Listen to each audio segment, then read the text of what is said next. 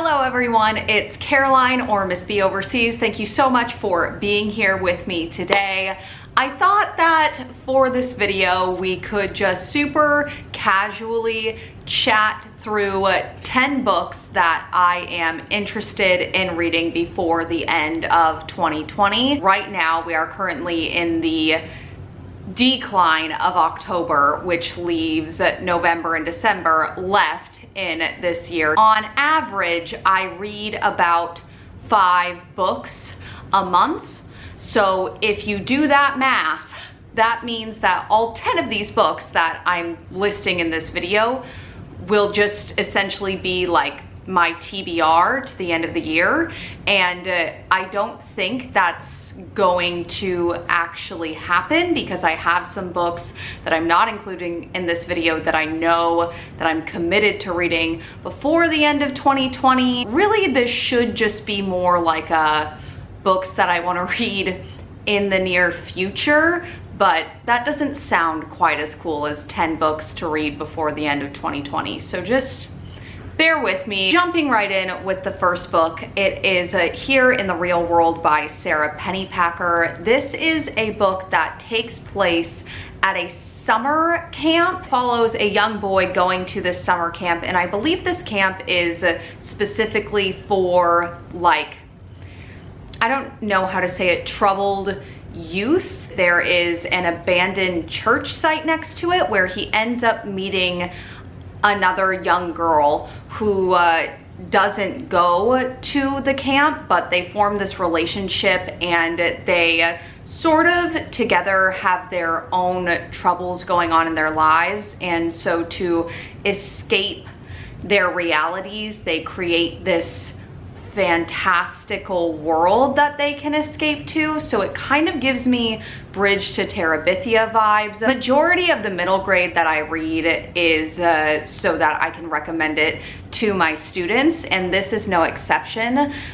So a lot of the middle grade I read I love just because I know that my students are going to love it. However, I'm discovering that there's a very specific type of middle grade that I just as a reader am drawn to. It's sort of this, I don't even want to say like sad or emotional, but more like heavy and slow type of middle grade. I'm very interested in reading it and see if it fits kind of those categories to be my style or brand of middle grade that I'll like. Next is You Must Not Miss by Katrina Leno, and I'm not gonna lie to you all, I don't know what this book is about entirely, and I've been told by several people here on the internet to keep it that way. I feel like I have wanted to read this for over a year at least. The title alone, You Must Not Miss,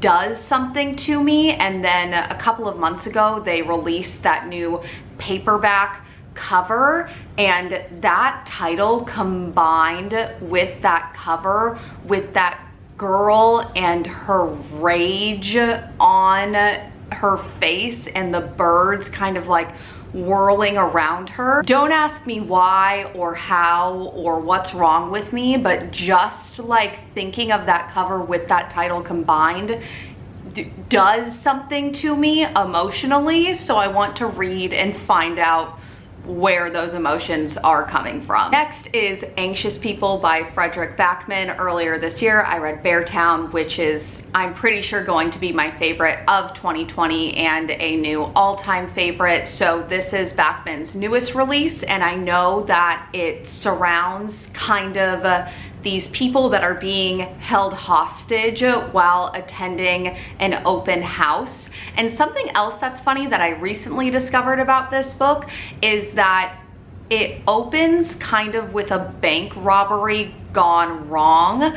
And one of my other favorite books of all time, I Am the Messenger by Marcus Zusak, also opens with a bank robbery gone wrong. And I'm not saying that that's like a trope or a situation that's going to guarantee that I love a book, but I just think it's interesting that a writer, Friedrich Backman, that I know that I love their writing, would start off one of their books the way that one of my other all-time favorite books started out. I know that Bachman writes insular settings extremely well as character connections with each other, and I think that this book, just based off what I've heard, is no exception. So I would really love to prioritize this. Next book to read before the end of 2020 is More Than This by Patrick Ness. I know that this is fairly backlist and has been previously hyped, so I know that I'm a tiny bit late to the game, but I think that after this year of reading, I'm making the executive decision that I want to make my way through all of Patrick Ness's work. The thing about me and Patrick Ness is that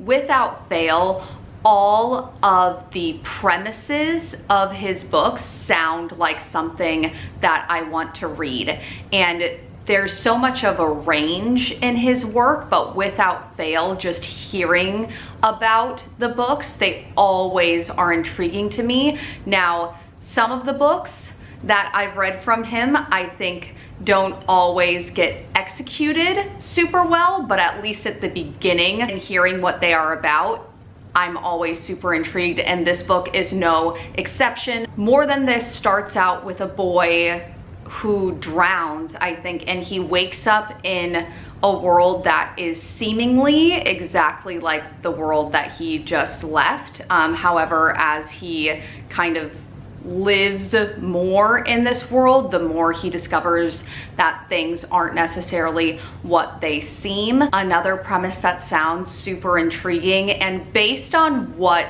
I've heard and the general consensus, this is a book that the premise gets executed really well. The writing is supposed to be immaculate, so this is one that I would like to prioritize before the end of 2020. Okay, next one is The Book of Lost Saints by Daniel Jose Older, and I think that this is Older's only adult novel, and it's a fairly new release. It's a historical fiction that takes place in Cuba. Based on what I've already read from Older, one thing that I think he does super well is interweaving the perfect amount of magic into his worlds that's not necessarily so structured that you have to know all of the rules and backstory, but just enough that it creates this really beautiful and vibrant setting. And based on what I've heard about this book, I think that it will do the same. Next is We Hunt the Flame. This is a debut author and the beginning of a young adult fantasy series. What 2020 has done for me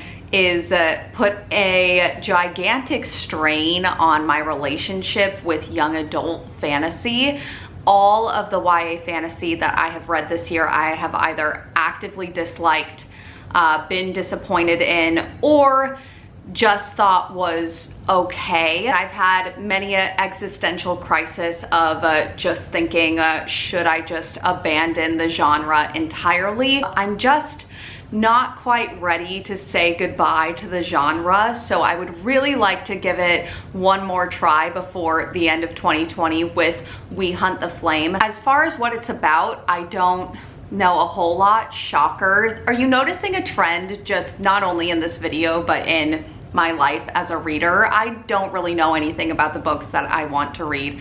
What I do know is that it is Arabian desert inspired and that there is an assassin. I know I want to read a desert fantasy. Generally, assassins in young adult fantasy are something that I'm really drawn to. Okay, next is an anthology, and it's called Song for the Unraveling of the World, and that title alone, I mean, do I even need to provide any more explanation as to why I would want to read it? This is a collection of horror short stories from one author. I have no interest in reading long form horror.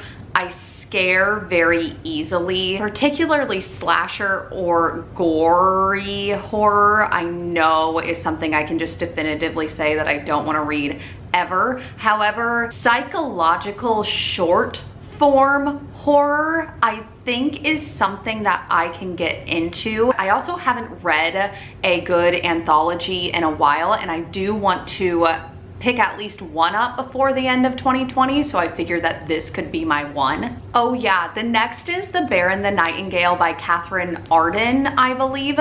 I have had this on my mental TBR for years.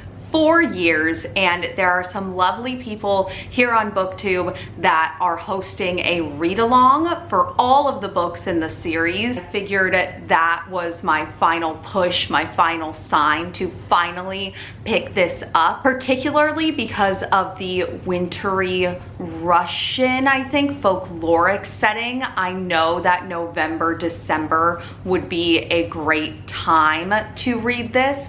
I also think that it's a story within a story within a story layered type of book, which is something that I'm learning that I love. So the read along plus the atmospheric setting plus the story within a story are all the signs I need to read this before the end of the year. What did I have next?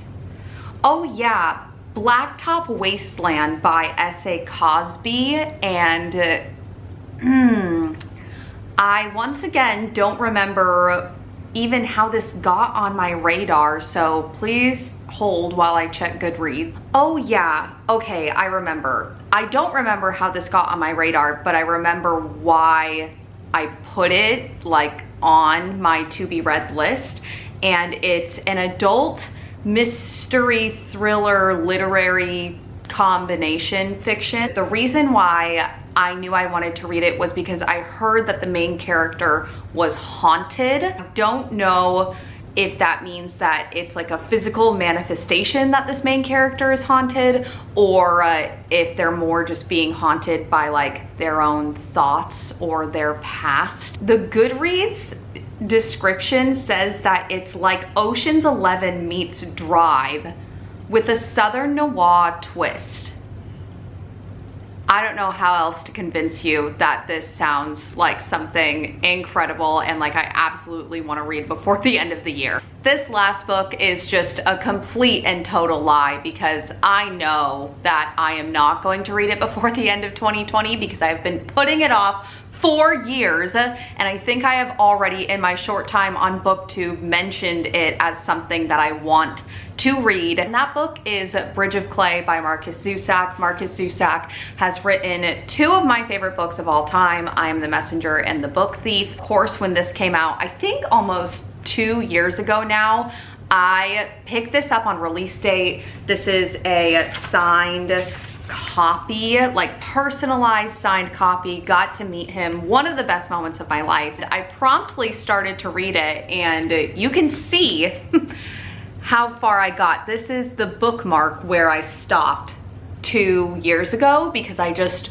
wasn't enjoying it. So I promptly closed the book and locked it away because I just couldn't imagine a world where I didn't enjoy a Markus Zusak book. And I need to just get over myself and get over my fears and read it. I know that this focuses on kind of a dysfunctional family, particularly the brothers within the family, and the timeline is non-linear, and it's really just about the relationships that go on between these brothers and their family. Like I said, I really doubt that this will be something I read before the end of 2020, but something that just came into my brain is maybe this will be the first book that I start 2021 off with, just to kind of start the year off with like a long anticipated arrival